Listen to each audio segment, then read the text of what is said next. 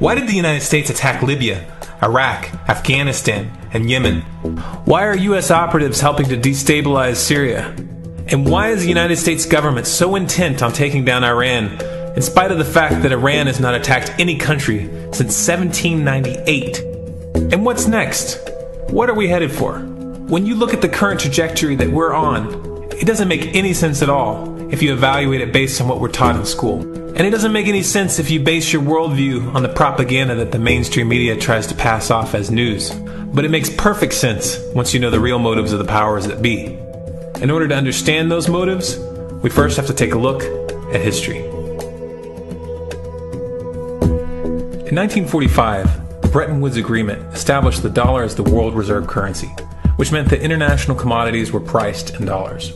The agreement, which gave the United States a distinct financial advantage, was made under the condition that those dollars would remain redeemable for gold at a consistent rate of $35 per ounce. The United States promised not to print very much money, but this was on the honor system, because the Federal Reserve refused to allow any audits or supervision of its printing presses.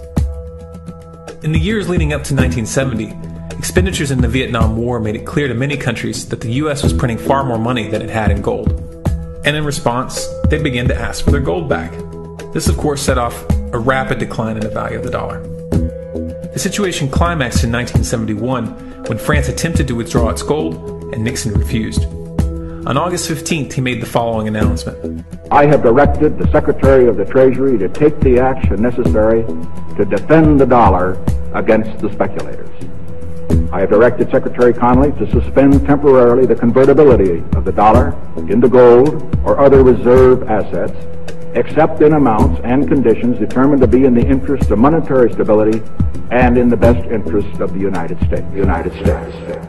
This was obviously not a temporary suspension, as he claimed, but rather a permanent default. And for the rest of the world who had entrusted the United States with their gold, it was outright theft. In 1973, President Nixon asked King Faisal of Saudi Arabia to accept only U.S. dollars as payment for oil and to invest any excess profits in U.S. Treasury bonds, notes, and bills. In return, Nixon offered military protection for Saudi oil fields. The same offer was extended to each of the world's key oil-producing countries, and by 1975, every member of OPEC had agreed to only sell their oil in U.S. dollars.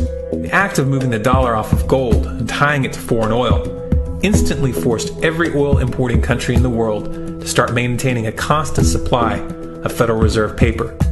And in order to get that paper, they would have to send real physical goods to America. This was the birth of the petrodollar. Paper went out, everything America needed came in, and the United States got very, very rich as a result. It was the largest financial con in recorded history.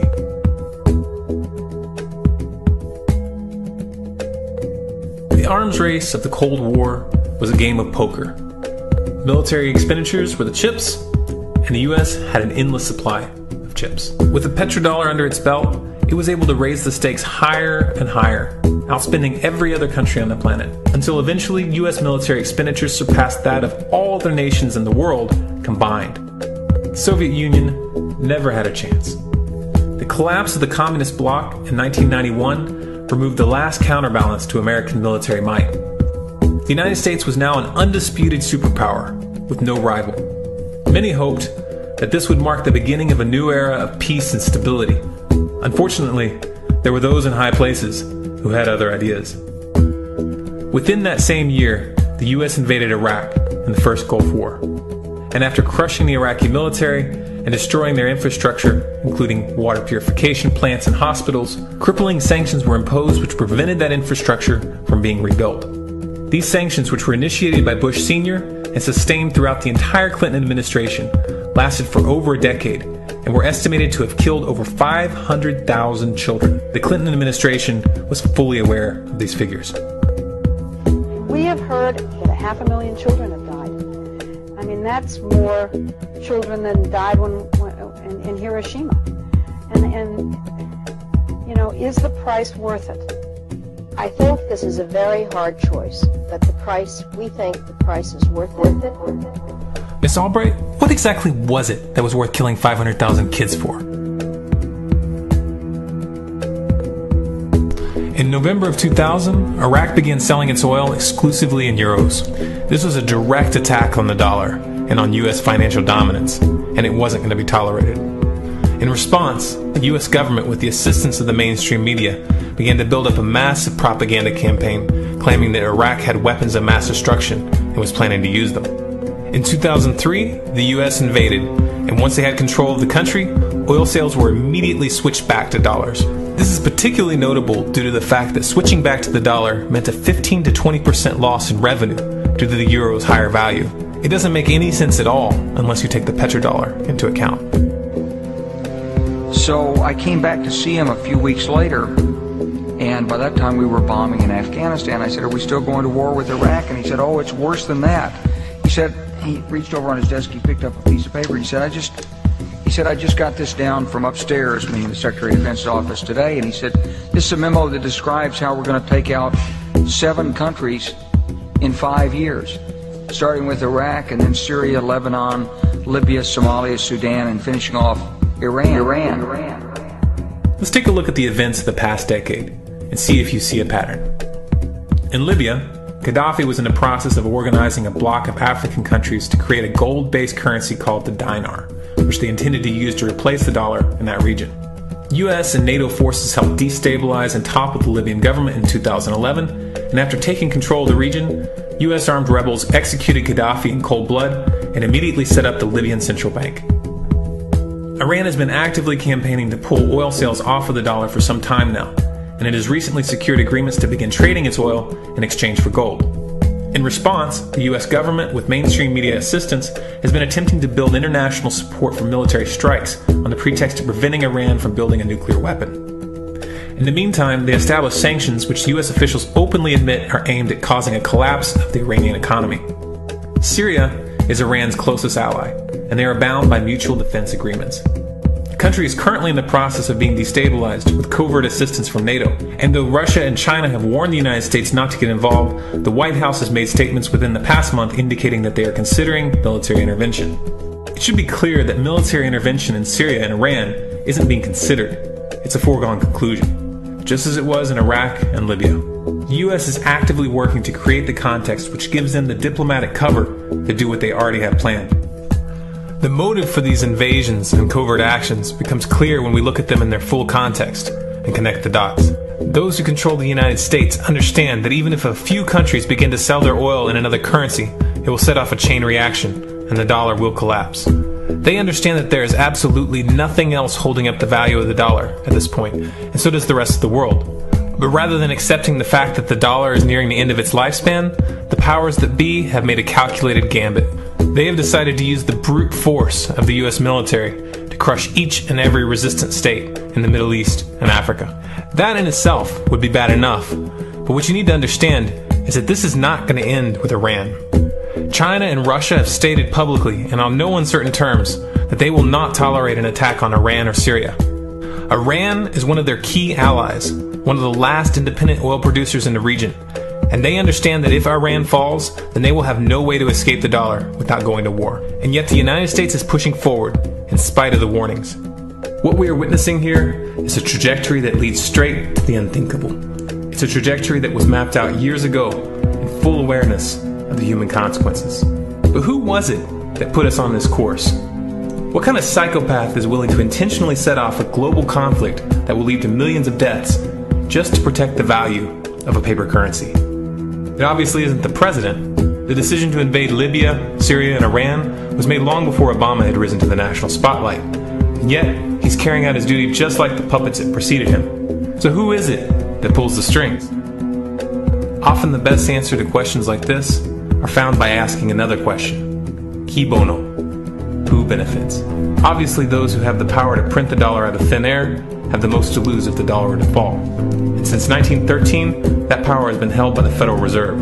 The Federal Reserve is a private entity owned by a conglomerate of the most powerful banks in the world. And the men who control those banks are the ones who pull the strings. To them, this is just a game. Your life and the lives of those you love are just pawns on their chessboard. And like a spoiled 4-year-old who tips the board onto the floor when they start to lose, the powers that be are willing to start World War III to keep control of the global financial system. Remember that when these wars extend and accelerate. Remember that when your son or your neighbor's son comes back home in a flag-draped coffin. Remember that when they point the finger at the new boogeyman. Because the madmen who are running this show will take this as far as you allow them to. So how much time do we have left? It's a question I hear constantly, but it's the wrong question. Asking how much time we have left is a passive posture. It's the attitude of a prisoner who's waiting to be taken out to a ditch and shot in the back of the head. What are our chances? Can we change course? Also the wrong question. The odds don't matter anymore. If you understand what we're facing, then you have a moral responsibility to do everything in your power to alter the course that we're on, regardless of the odds. It's only when you stop basing your involvement on the chances of success that success actually becomes possible. To strip the ill-begotten power from the financial elites and to bring these criminal cartels to justice will require nothing less than a revolution. The government is not going to save us. The government is completely infiltrated and corrupt to the core. Looking to them for a solution at this point is utterly naive. There are 3 stages of revolution, and they are sequential. Stage 1 is already underway. Stage 1 is the ideological resistance. In this stage, we have to actively work to wake up as many people as possible about what is happening and the direction we're headed. All revolutions originate from a shift in the mindset of the population, and no other meaningful resistance is possible without it. Success in this stage of the game can be measured by the contagion of ideas. When an idea reaches critical mass, it begins to spread on its own and seeps into all levels of society. In order to achieve that contagion, we need more people in this fight. We need more people speaking out, making videos, writing articles, getting this information onto the national and international stage. And we especially need to reach the police and the military. Stage 2 is civil disobedience, also known as nonviolent resistance. In this stage, you put your money where your mouth is, or more accurately, you withhold your money and your obedience from the government, and you do everything in your power to bring the gears of the state to a halt. Practiced in mass, this method alone is often enough to bring a regime to its knees.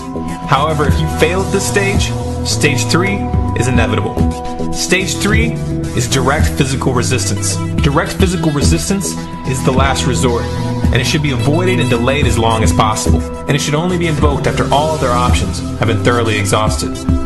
There are those who talk tough and claim that they will resist when the time comes, but what those people fail to realize is that if you are inactive during the first 2 stages and save your efforts for the last resistance, then you will fail. When the Nazis were moving door to door, dragging people out of their homes in Germany, that was the time to fight back physically.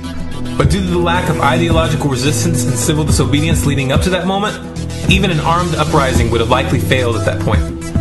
An armed uprising can only succeed if the people have established an attitude of active resistance. And active resistance is only possible after their minds have broken free from the mainstream propaganda. If you want to fight back, it's now or never. You're not going to get another chance, and the stakes are far higher than they were in Nazi Germany.